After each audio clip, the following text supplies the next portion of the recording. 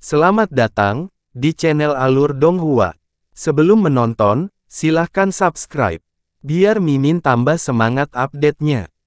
Patriark muda, ini adalah yang ginseng murni berusia 9.000 tahun yang dikirimkan Jenderal Chu sebagai ucapan terima kasih karena telah menyembuhkan mata kanannya.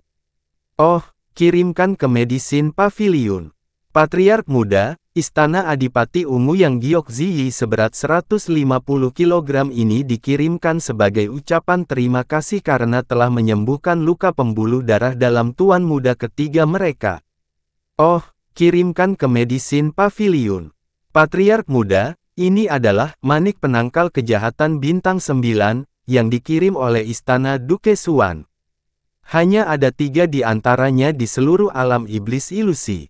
Oh, kirimkan ke Medicine Pavilion. Kami juga mengirimkan ini ke Medicine Pavilion. Siapa yang peduli apa itu, lemparkan saja ke pavilion pengobatan untuk saat ini. Ya, Patriark muda keluarga Susu Zizan ingin bertemu denganmu. Oh, kirimkan ke Medicine Pavilion. Su Zizan, bawa dia kemari. Yunce menguap. Akhirnya duduk dengan benar untuk pertama kalinya setelah sekian lama. Saat itu, ketika dia menjelajahi benua Azure Cloud bersama gurunya, pasien yang mereka selamatkan tidak terhitung banyaknya. Di bawah pengaruh gurunya, rasa kepuasan yang sangat besar akan muncul di hatinya setiap kali dia menyelamatkan seseorang. Namun, setelah kematian gurunya, temperamennya berubah drastis, bukan saja dia tidak menyelamatkan satu orang pun di benua Azure Cloud, tidak diketahui berapa banyak lagi orang yang akhirnya dia bunuh dibandingkan yang dia selamatkan. Mengikuti perubahan mentalitasnya, sekarang dia menyelamatkan orang lain dengan keterampilan medisnya, dia tidak lagi merasakan kepuasan seperti yang dia rasakan saat itu. Tak lama kemudian, Su Zizan masuk, tapi dia tidak masuk sendirian. Seorang gadis berpakaian mewah ada di sisinya. Dia tampak berusia 16 atau 17 tahun, dengan kulit seputih giok dan bibir rubi, seorang gadis yang sangat menawan. Kepalanya yang halus tertunduk, langkah kakinya anggun, dan kedua tangannya dengan gugup melingkari ikat pinggang di pinggangnya. Dari masuk hingga tiba di depan Yunce, dia hanya diam-diam melirik Yunce sekali dan tidak berani mengangkat kepalanya untuk melihat lagi. Saudara Yun, saat melihat Yunce, Su Zizan dengan cepat berjalan maju beberapa langkah dengan suara penuh rasa terima kasih. Anda telah memberikan kebaikan yang begitu besar kepada keluarga Su saya, namun karena beberapa penundaan sepele, saya hanya datang untuk mengucapkan terima kasih hari ini. Ini benar-benar salahku, dan kuharap saudara Yun bisa memaafkan kita. Apapun yang kamu katakan, kakak Su. Yunce bangkit untuk menyambutnya dan tersenyum. Itu tidak seberapa, jadi kakak Su tidak perlu terlalu mengkhawatirkannya. Bagaimana kabar senior Su akhir-akhir ini? Su Zizan tersenyum dan menjawab, baru-baru ini, kakek telah berubah, sama sekali tidak seperti dirinya yang dulu dan tidak bernyawa. Dia sangat bersemangat setiap hari. Pengobatan saudara Yun bahkan lebih ajaib dari yang kita perkirakan. Dalam 7 hari yang singkat ini, 70 hingga 80% luka mendalam kakek telah sembuh. Setelah beberapa hari lagi, dia pasti akan pulih sepenuhnya. Beberapa hari terakhir ini, kakek mengkhawatirkan hadiah apa yang harus dia berikan padamu sebagai ucapan terima kasih. Tidak perlu hadiah. Bisa membantu senior Su pulih adalah kehormatanku, kakak Su, kamu masih belum memperkenalkannya, siapa ini? Tatapan Yunce mengisyaratkan gadis di sisi Su Zizan. Dia memiliki sedikit kesan terhadap gadis ini, dan dia merasa dia adalah anggota keluarga Su. Dari apa yang dia ingat, ketika dia berada di rumah tangga Su, dia merasakan auranya dari beberapa sudut kota kekaisaran iblis. Melihat Yunce berinisiatif menyebutkannya, gadis itu semakin menundukkan kepalanya. Su Zizan buru-buru menjawab, ini adik perempuanku, Su Zixi, dia berumur 17 tahun. Zixi, kenapa kamu belum menyapa Patriark Muda Yun? Gadis itu melangkah maju dan membungkuk ringan. Adik Su Zixi menyapa kakak Yun. Setelah mengatakan itu, kepalanya yang halus dengan cepat menunduk lagi saat noda merah diam-diam memerah dari wajah gioknya hingga ke tepi telinganya. Jadi itu adik Zixi tidak menyangka kalau kakak Su, yang memiliki aura ganas seperti harimau, akan memiliki adik perempuan yang begitu tenang. Hahaha, ayo duduk, kata Yun Che sambil tersenyum. Lalu dia berpikir dalam hati, Su Zizan sebenarnya punya saudara perempuan.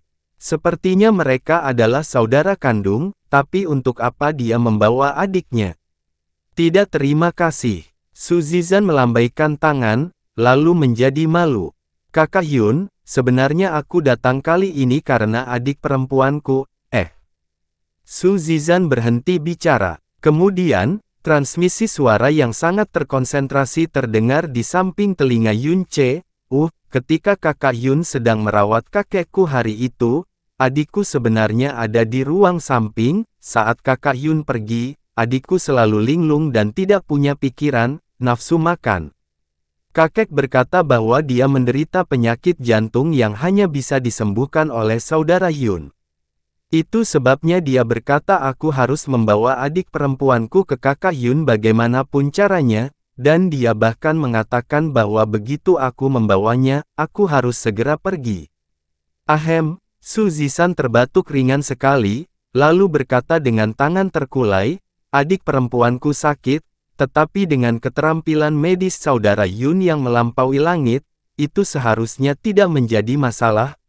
Ayahku baru saja mengirimku transmisi suara yang mengatakan bahwa sesuatu yang besar telah terjadi dalam keluarga kami. Dia ingin aku segera kembali setelah membawa adikku ke sini. Kalau begitu, aku serahkan semuanya pada saudara Yun.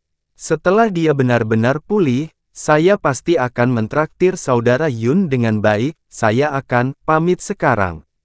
Sebelum dia menyelesaikan kalimatnya, Su Zizan sudah berbalik dan pergi, langsung menghilang, tidak membiarkan Yun Che memiliki kesempatan untuk berbicara.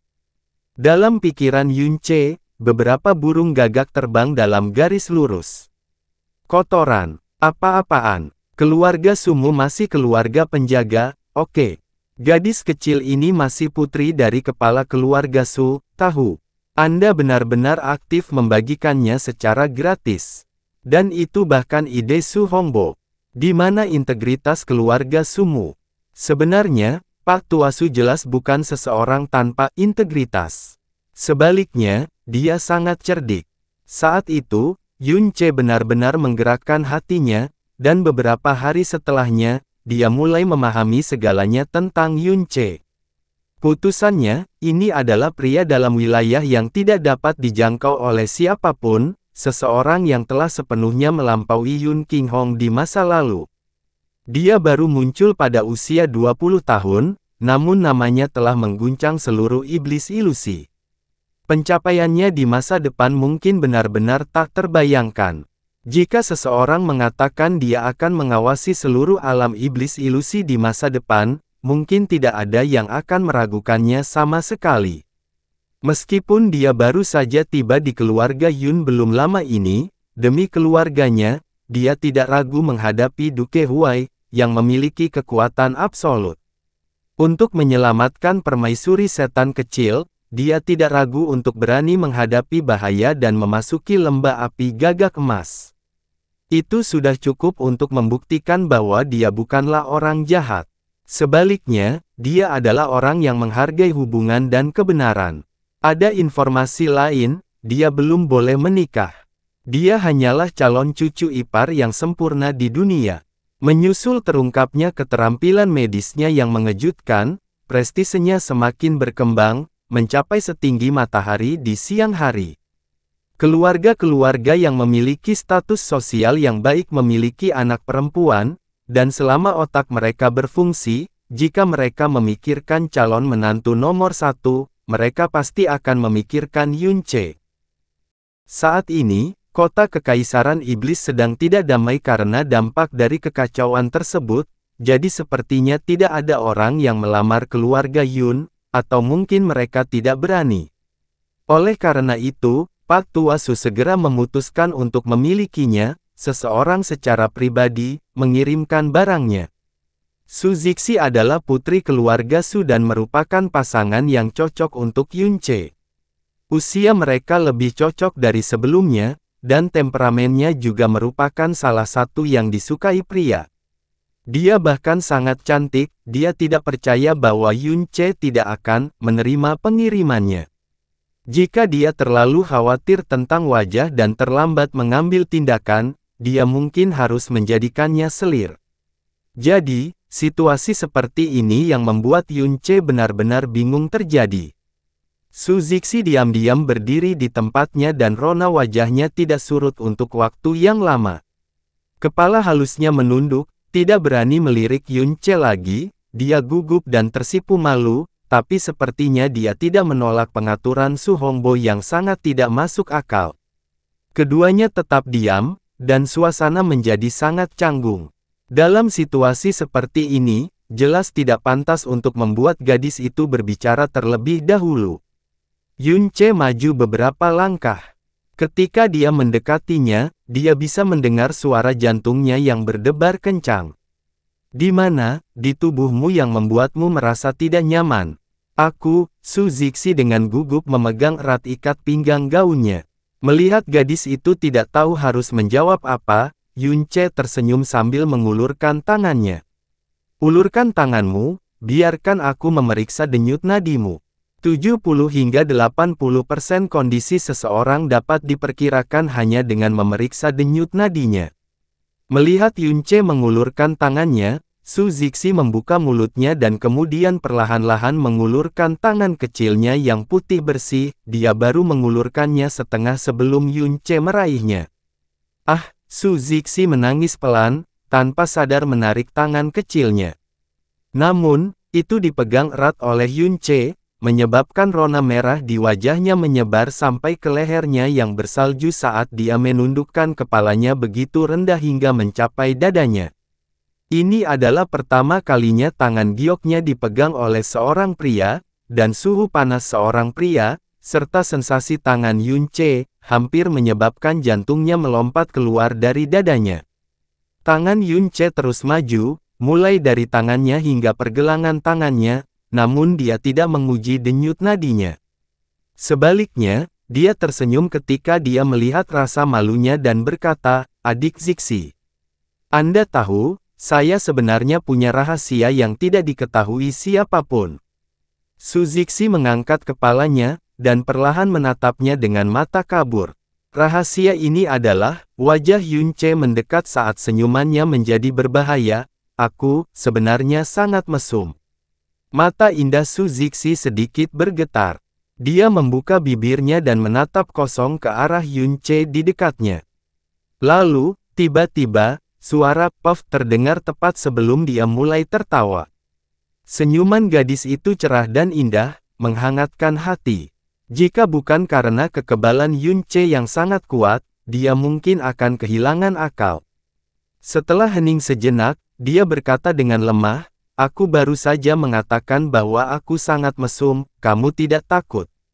Kamu bahkan tertawa." Su Zixi menggunakan tangannya untuk menutupi bibirnya, dan wajahnya menjadi merah muda saat dia berkata dengan ringan, "Orang jahat sejati tidak akan mengatakan bahwa mereka jahat, sama halnya dengan orang mesum besar." Yun Che ternganga, lalu berkata tanpa daya, "Apakah tidak ada lagi yang mendengarkan ketika orang jahat mengatakan yang sebenarnya akhir-akhir ini?" Dia, Su Zixi tertawa ringan. Kata-kata Yun Che yang sangat, jujur tidak mencapai hasil yang diharapkan, tapi itu sangat mengurangi kegugupannya. "Jika kamu orang jahat, maka tidak akan ada orang baik di kota Demon Imperial." Kenapa kamu berpikir begitu? Apa aku terlihat seperti pria baik?" Yun Che bertanya sambil menunjuk dirinya sendiri. Tangannya masih memegang pergelangan tangan halus Su Zixi, seolah dia lupa melepaskannya. "Kakek bilang begitu," jawab gadis itu sambil tertawa. Yun Che mengangguk dengan serius. "Kakekmu benar. Karena itu masalahnya, lalu bagaimana kalau aku, orang baik ini, mengundang adik Zixi untuk ngobrol tentang kehidupan? Su Zixi menunduk dan dengan lembut menjawab, kakek dan ayah ingin aku menyerahkan semuanya pada kakak Yun. Yunce mengangkat kepalanya ke arah langit, apakah mereka benar-benar ayah dan kakek kandungnya? Su Zixi dan Yunce menghabiskan sepanjang sore bersama. Baru setelah malam tiba, Su Zixi mulai pergi, dan Yunce secara pribadi menemaninya kembali ke keluarga Su. Sepanjang sore, semua orang di keluarga Yun memiliki pemahaman bersama untuk tidak mengganggu mereka. Itulah sebabnya semua orang yang datang mengunjungi Yunce semuanya ditolak. Ketika Yunce pergi untuk mengirim Su Zixi kembali ke keluarga Su, semua orang di keluarga Yun berbicara tentang bagaimana mereka akan segera memiliki nyonya muda, bahkan tanggal pernikahan mereka yang baik sedang dalam diskusi yang intens. Keluarga Su dan Yun adalah keluarga penjaga, dan kekuatan keluarga Su juga sangat kuat.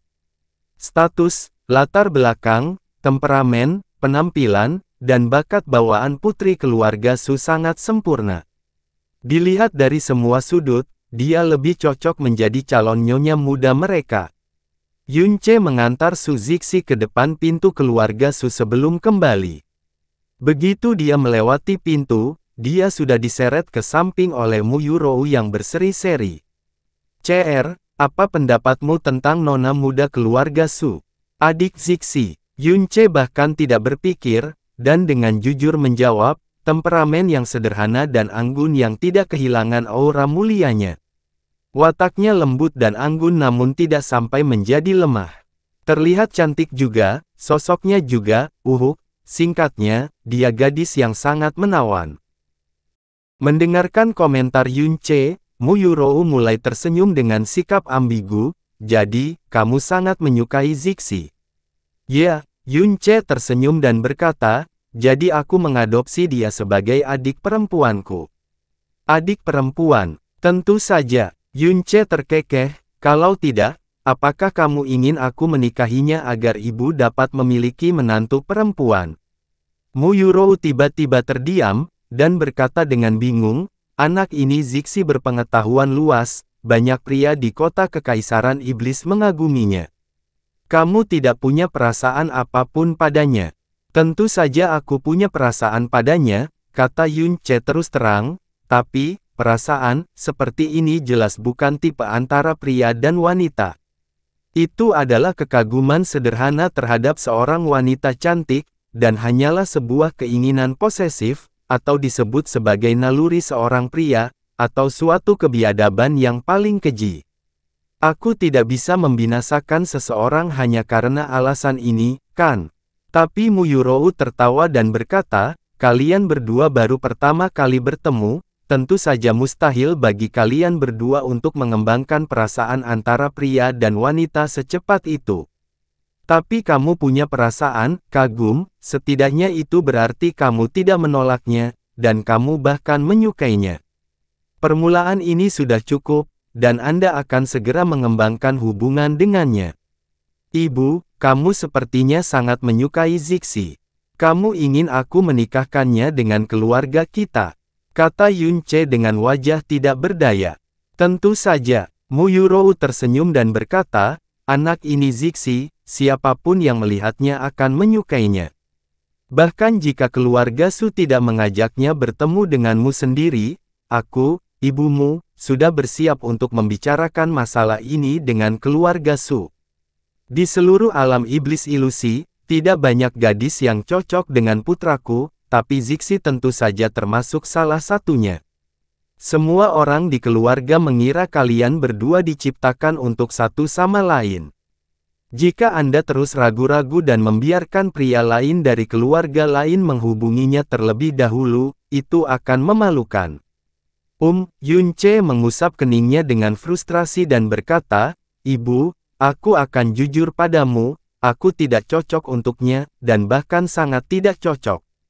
"Bagaimana bisa kalian berdua tidak cocok?" Mata Mu Yurou sepertinya mengatakan bahwa keduanya cocok dalam segala hal. Yunce sedikit menghela nafas lega, lalu berkata perlahan, aku pernah berhutang sangat dalam pada seorang gadis. Dia memberikan segalanya untukku, tapi aku, sejak saat itu, aku bersumpah, aku tidak akan berhutang pada siapapun lagi dalam hidup ini. Tapi, aku tidak bisa mengendalikan diriku sendiri, dan di bawah pikiran dan ketidakberdayaanku, aku berhutang satu demi satu kepada orang-orang. Sejauh ini, suara Yun Che tergagap. Dalam benaknya terlintas gambaran indah Chu Yue-chan. Dia tidak memberi tahu orang tuanya tentang Chu Yue-chan, jika tidak, jika mereka tahu bahwa sangat mungkin ada cucu mereka yang bepergian jauh dari rumah, mereka akan mengkhawatirkannya setiap hari.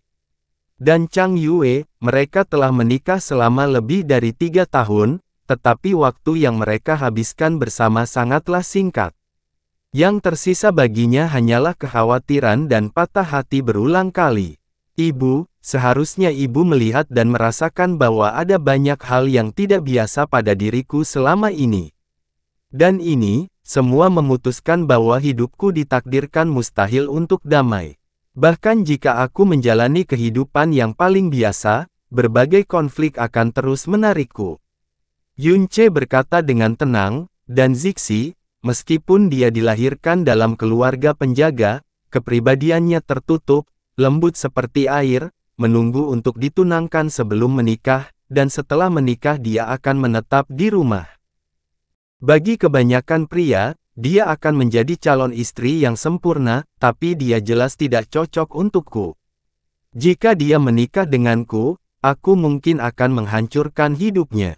Melihat bahwa Mu Yurou masih agak tersesat, Yun Che dengan putus asa berkata, Ibu, selain itu, ibu bukannya tanpa menantu perempuan, mengapa ibu sangat ingin aku menikahi kakak Zixi yang lain?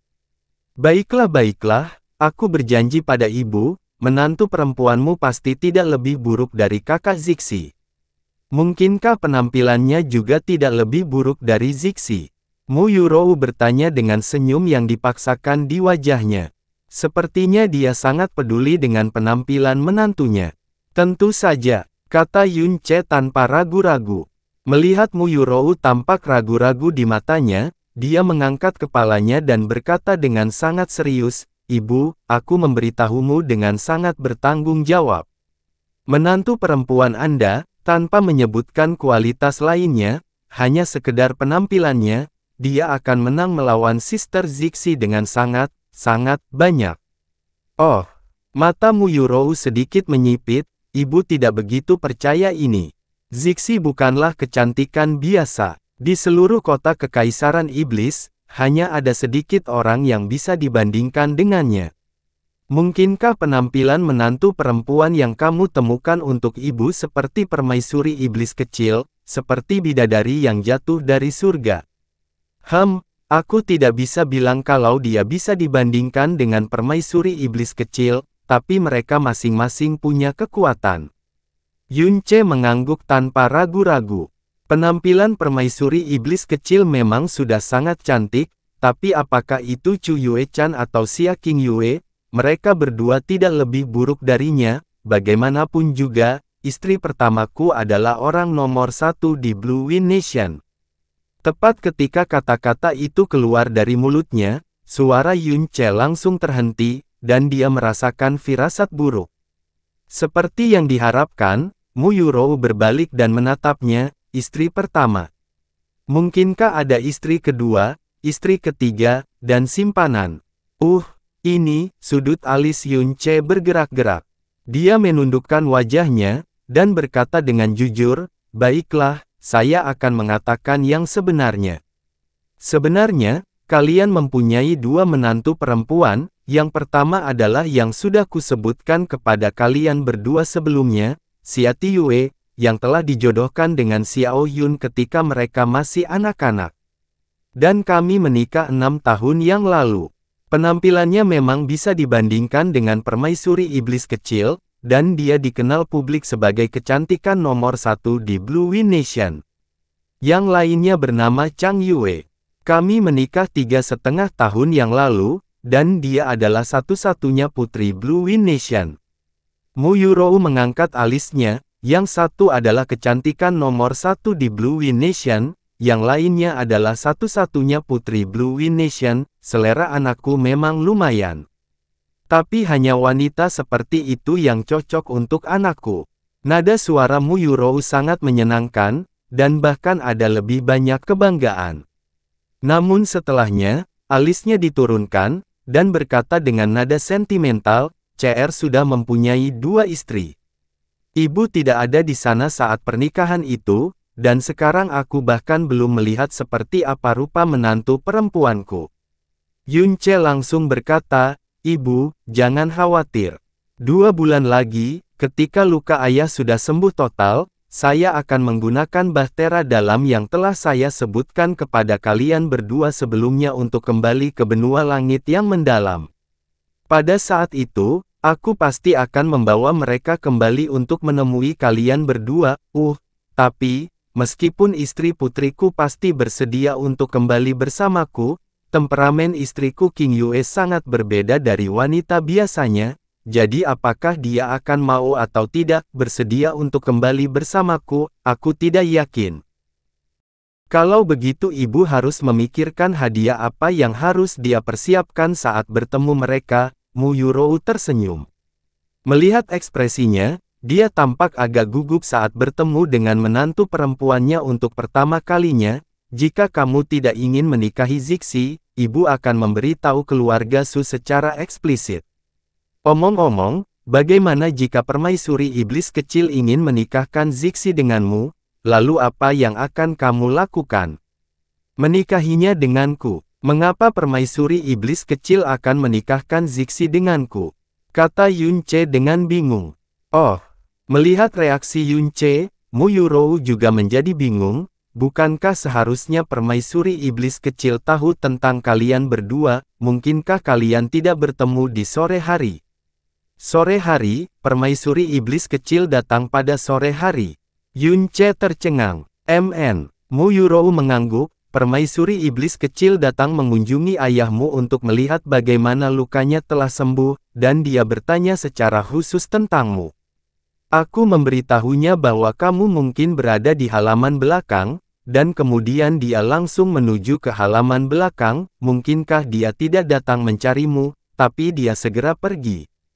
Jam berapa dia datang? Mungkin sekitar pukul 4:4 atau 5:4, kata Mu Yurou. Yunce teringat kembali saat itu, dan jika dia mengingatnya dengan benar, dia seharusnya berada di halaman belakang, duduk berdampingan dengan Su Zixi, memberi makan ikan di kolam teratai. CR, ada apa? Mu Yurou bertanya ketika dia melihat Yunce tiba-tiba linglung. Oh, biasanya aku akan mengunjungi permaisuri iblis kecil setiap hari. Tiba-tiba aku teringat bahwa aku belum bisa pergi hari ini. Ibu, aku akan pergi menemui permaisuri iblis kecil, aku akan segera kembali. Yunce berdiri dan berkata.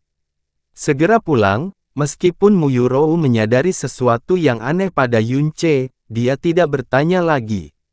Langit sudah gelap ketika Yunce terbang ke istana. Di luar istana, ada 2 pelayan wanita yang berjaga di sana dengan tenang. Yunce mendarat dari langit, dan berkata dengan sopan, Yunce dari keluarga Yun meminta untuk menemui permaisuri iblis kecil. Semoga 2 kakak perempuan membantu saya menyampaikan pesan ini. Mohon tunggu sebentar, Patriark Muda Yun. Menjelang kedatangan Yunce, kedua pelayan wanita itu sama-sama tersenyum. Yang di sebelah kanan melangkah pelan ke dalam istana. Setelah beberapa saat, dia keluar, tapi ekspresi wajahnya tidak biasa. Bolehkah aku masuk sekarang? Kata Yunce sambil tersenyum.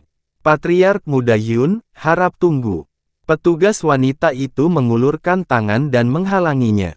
Ekspresinya sedikit canggung ketika dia berkata, permaisuri setan kecil mungkin sedang tidak dalam suasana hati yang baik hari ini. Dia mendengar bahwa Patriark Muda Yun telah tiba, dia menyuruhku untuk menyampaikan satu kata.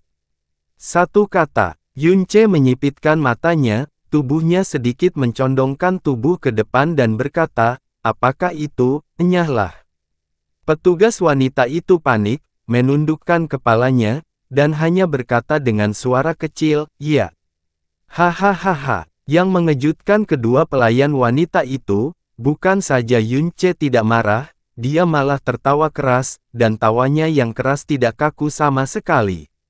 Tampaknya tidak dipaksakan sama sekali, dan bahkan tampak agak riang dan bangga. Jika demikian, bolehkah saya menyusahkan kakak perempuan untuk menyampaikan pesan kepada permaisuri setan kecil?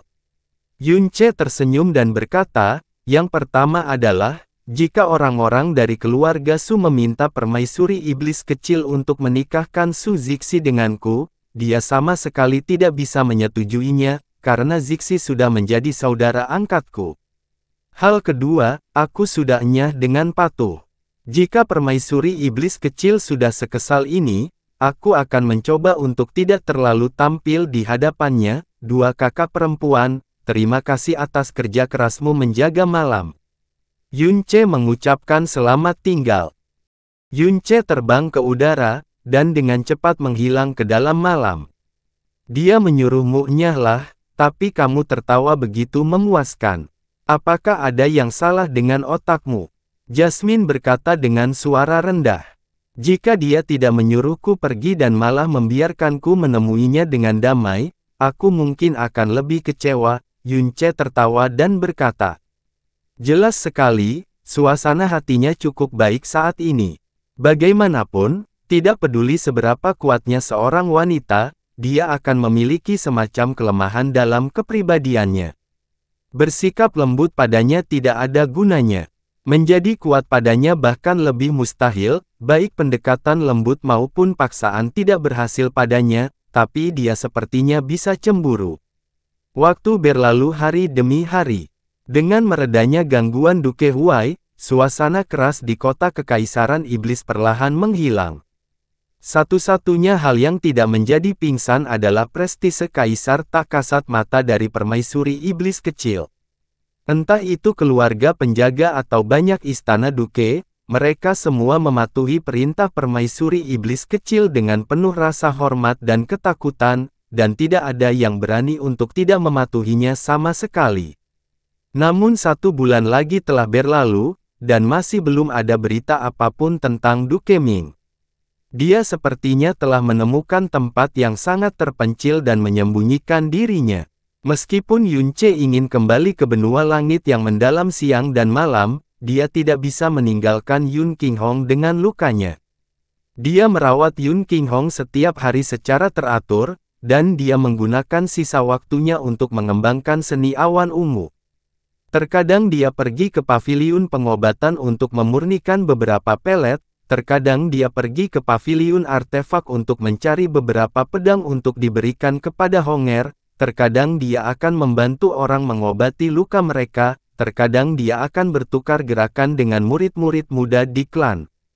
Oh, seharusnya lebih tepat untuk mendeskripsikannya sebagai memberi petunjuk. Setiap hari dia terus mengulangi hal yang sama dengan damai. Tapi, sejak malam itu ketika dia ditolak masuk oleh permaisuri iblis kecil, dia tetap menyimpannya, dan berhenti mengunjunginya. Di bawah perawatan Yunce, tubuh Yun Qinghong pulih dengan sangat cepat, dan perasaan lemah yang seharusnya dia miliki tidak ada lagi. Sebaliknya dia energi setiap hari. Dia tidak lupa permaisuri iblis kecil secara pribadi menjodohkan Xiao Yun dan nomor 7 di bawah langit.